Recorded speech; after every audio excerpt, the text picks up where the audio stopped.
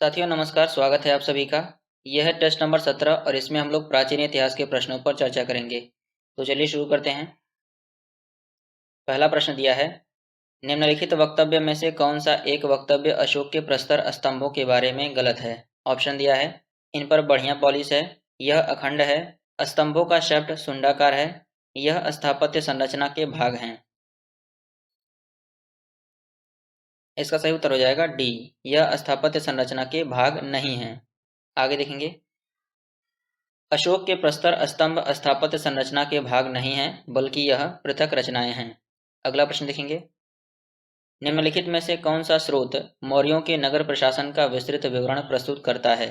Option दिया है, कौटिल्य का अर्थशास्त्र, मेगस्थनीज की इंडिका, विशाख दत्त का मुद्रा राक्षस या अशोक का अभिलेख। इसका सही उत्तर हो जाएगा बी, मेगस्थनीज की इंडिका।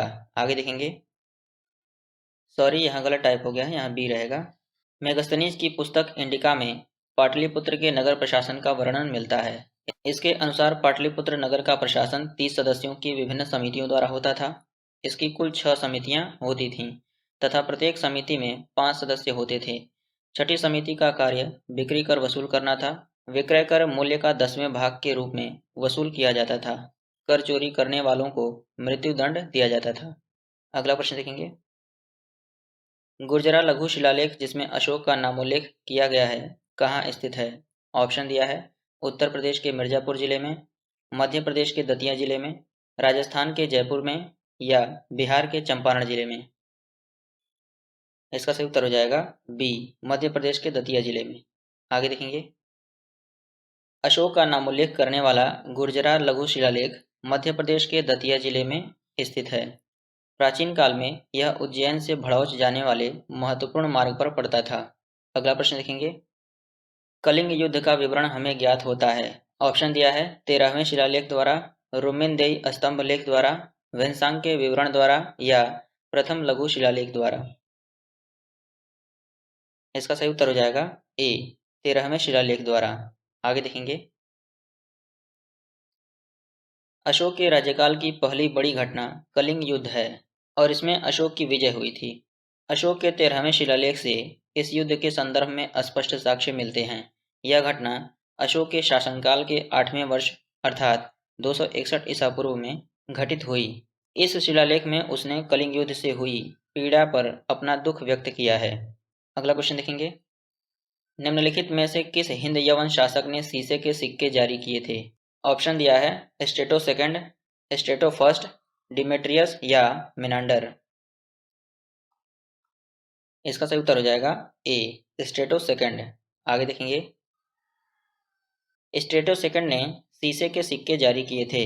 इस हिंद यवन शासक का शासन 25 ईसा पूर्व से 10 ईसा पूर्व तक माना जाता है। अगला प्रश्न देखेंगे, मेगस्थनीज ने भारतीय समाज को कितने श्रेणियों में विभाजित किया। ऑप्शन दिया है, 4, 5, 6 या 7। इसका सही उत्तर हो जाएगा डी, 7। आगे देखेंगे, मेगस्थनीज ने तत्कालीन भारतीय समाज को 7 श्रेणियों में विभाजित किया है, जो इस प्रकार है। पहला है दार्शनिक, दूसरा है कृषक, तीसरा पशुपालक, चौथा है कारीगर, पांचवा है योद्धा, छठवां है निरीक्षक और सातवां है मंत्री। मेगस्थनीज भारतीय समाज में है दास प्रथा के प्रचलित होने का उल्लेख नहीं करता है। उसके अनुसार मौर्य काल में कोई भी व्यक्ति न तो अपनी जाति से बाहर विवाह कर सकता था और न ही उससे भिन्न पेशा अपना सकता था। अगला प्रश्न देखेंगे, कथन दिया है, मौर्यकालीन शासकों ने धार्मिक आधार पर भू अनुदान नहीं दिया था और कारण दिया है, भू अनुदान के विरुद्ध कृषकों ने विरोध किया। नीचे दिए गए कूट की सहायता से सही उत्तर का चयन करना है। इसका सही उत्तर हो जाएगा सी, ए सही है परंतु आर गलत है। आगे देखेंगे, मौर्यकालीन शासकों ने धार्मिक आधार पर कोई भूमि दान स्वरूप नहीं दी थी। भूमिदान के विरुद्ध कृषकों के विद्रोह का कोई वर्णन नहीं प्राप्त होता है। धार्मिक आधार पर भूमिदान का प्रथम साक्ष्य मौर्योत्तर युगीन राजवंश सातवाहन के समय के एक अभिलेख से प्राप्त होता है। अगला प्रश्न देखेंगे, निम्नलिखित में से कौन सा एक अन्य तीनों के समकालीन नहीं था। ऑप्शन दिया है, बिंदुसार, गौतम बुद्ध, मिलिंद या प्रसेनजीत। इसका सही उत्तर हो जाएगा सी, मिलिंद।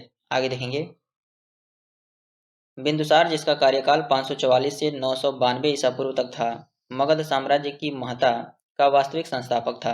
वह हर्यंग कुल से संबंधित था। प्रसेनजीत कोसल महाजनपद का राजा था। वह महात्मा बुद्ध का समकालीन था। गौतम बुद्ध ने बौद्ध धर्म का प्रवर्तन किया। मिनांडर, जिसे मिलिंद के नाम से भी जाना जाता है, उत्तर भारत में इंडो ग्रीक राजा था। इसका समय 155 अथवा 150 से 130 ईसा पूर्व तक था। इस प्रकार बिंबिसार, गौतम बुद्ध एवं प्रसेनजीत तीनों समकालीन थे, जबकि मिलिंद इनका समकालीन नहीं था। अगला प्रश्न देखेंगे, मौर्य नरेशों के बारे में निम्न में से कौन सा कथन सही है? उन्होंने विकास किया था। पहला दिया है संस्कृत कला व साहित्य का, सोने के सिक्के, प्रांतीय विभाजन, हिंदुकुश तक साम्राज्य। ऑप्शन दिया है केवल ए सही है, केवल बी सही है, केवल ए बी सी सही है या केवल ए सी डी सही है। इसका सही उत्तर हो जाएगा डी, केवल ए सी डी सही है। आगे देखेंगे, स्वर्ण सिक्कों को भारत में प्रचलित करने का श्रेय हिंद यवन या इंडो ग्रीक शासकों को है। मौर्य सम्राटों ने संस्कृति, कला एवं साहित्य के विकास में महती भूमिका अदा की। चंद्रगुप्त मौर्य का साम्राज्य उत्तर पश्चिम में ईरान की सीमा से दक्षिण में वर्तमान उत्तरी कर्नाटक तक फैला था। पूर्व में मगध से लेकर पश्चिम में सौराष्ट्र तथा सोपारा तक का संपूर्ण प्रदेश उसके साम्राज्य के अधीन था। इतिहासकार स्मिथ के अनुसार हिंदुकुश पर्वत भारत की वैज्ञानिक सीमा थी। अशोक के अभिलेखों में मौर्य साम्राज्य के 5 प्रांतों के नाम मिलते हैं। पहला दिया है उत्तरापथ, दूसरा है अवंतीरठ, तीसरा है कलिंग, चौथा है दक्षिणापथ और पांचवा है प्राच्य या पूर्वी प्रदेश। अगला क्वेश्चन देखेंगे, भाग एवं बलि थे। ऑप्शन दिया है सैनिक विभाग, राजस्व के स्रोत, धार्मिक अनुष्ठान या प्रशासकीय विभाग। इसका सही उत्तर हो जाएगा बी, राजस्व के स्रोत। आगे देखेंगे, भाग एवं बलि प्राचीन भारत में राजस्व के स्रोत थे। अर्थशास्त्र से ज्ञात होता है कि राजा भूमि का मालिक होता था। वह भूमि से उत्पन्न उत्पाद के एक भाग का अधिकारी था। इस कर को भाग कहते थे। इसी प्रकार बलि भी राजस्व का स्रोत था। अगला प्रश्न देखेंगे, उत्तरी तथा उत्तर पश्चिमी भारत में सर्वाधिक संख्या में तांबे के सिक्कों को जारी किया था। ऑप्शन दिया है इंडो ग्रीक ने, कुषाणों ने, शकों ने या प्रतिहारों ने। इसका सही उत्तर हो जाएगा बी, कुषाणों ने। आगे देखेंगे, उत्तर पश्चिम भारत में स्वर्ण सिक्कों का प्रचलन इंडो ग्रीक राजाओं ने करवाया था, जबकि इन्हें नियमित रूप एवं पूर्ण रूप से प्रचलित करने का श्रेय कुषाण राजाओं को जाता है। कुषाण शासकों ने स्वर्ण एवं ताम्र दोनों ही प्रकार के सिक्कों को व्यापक पैमाने पर प्रचलित किया था। अगला प्रश्न देखेंगे, काव्य शैली का प्राचीनतम नमूना किसके अभिलेख में मिलता है? ऑप्शन दिया है काठियावाड़ के रुद्रदामन के, अशोक के, राजेंद्र प्रथम के या उपरोक्त में से कोई नहीं। इसका सही उत्तर हो जाएगा ए, काठियावाड़ के रुद्रदामन के अभिलेख में। आगे देखेंगे, रुद्रदामन जिसका कार्यकाल 130 से 150 ईस्वी तक था का जूनागढ़ अभिलेख गुजरात में गिरनार पर्वत पर प्राप्त हुआ है। ब्राह्मी लिपि में उत्कीर्ण संस्कृत भाषा का यह अभिलेख अब तक प्राप्त संस्कृत अभिलेखों में सर्वाधिक प्राचीन है। इस अभिलेख में संस्कृत काव्य शैली का प्राचीनतम नमूना प्राप्त होता है।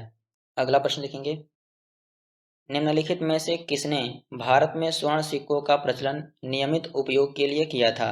ऑप्शन दिया है विम कटफिसेस ने, कुजुल कटफिसेस ने, कनिष्क ने या हर्मवीज ने। इसका सही उत्तर हो जाएगा ए, विम कटफिसेस ने। आगे देखेंगे, कुषाण वंशीय विम कटफिसेस ने, जो कनिष्क प्रथम का पिता भी था, ने भारत में स्वर्ण सिक्कों का प्रचलन नियमित उपयोग के लिए किया था।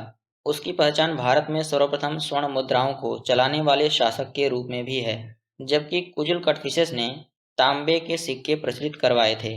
अगला प्रश्न देखेंगे, कनिष्क के समकालीन निम्नलिखित नामों का अध्ययन करें और नीचे दिए गए कूट से सही उत्तर का चयन करें।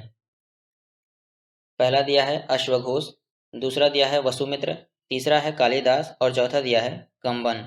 ऑप्शन दिया है 1 और 4 सही है, 2 और 3 सही है, 1 और 2 सही है या उपरोक्त सभी सही है। इसका सही उत्तर हो जाएगा सी, 1 और 2। अश्वघोष और कालिदास एक दूसरे के समकालीन थे। आगे देखेंगे। अश्वघोष कनिष्क के राजकवि थे। वसुमित्र भी कनिष्क के आश्रित विद्वान थे। इन्होंने चतुर्थ बौद्ध संहिता की अध्यक्षता भी की थी। कालिदास गुप्त काल में हुए थे, जबकि कंबन 12वीं शताब्दी के थे। अगला प्रश्न देखेंगे। मौर्य काल में सीता से तात्पर्य है। ऑप्शन दिया है 1 देवी, 1 धार्मिक संप्रदाय, राजकीय भूमि से प्राप्त आय या ऊसर भूमि। इसका सही उत्तर हो जाएगा सी, राजकीय भूमि से प्राप्त आय। आगे देखेंगे। मौर्य काल में राजकीय भूमि की व्यवस्था सीताध्यक्ष द्वारा होती थी। इससे प्राप्त होने वाली आय को सीता कहा जाता था। अगला प्रश्न देखेंगे। भारत के सांस्कृतिक इतिहास के संदर्भ में इतिवृत्तों, राजवंशीय इतिहासों तथा वीर गाथाओं को कंठस्थ करना निम्नलिखित में से किसका व्यवसाय था। ऑप्शन दिया है श्रमण, परिव्राजक, अग्रहारिक या मागध। इसका सही उत्तर हो जाएगा डी, मागध। आगे देखेंगे।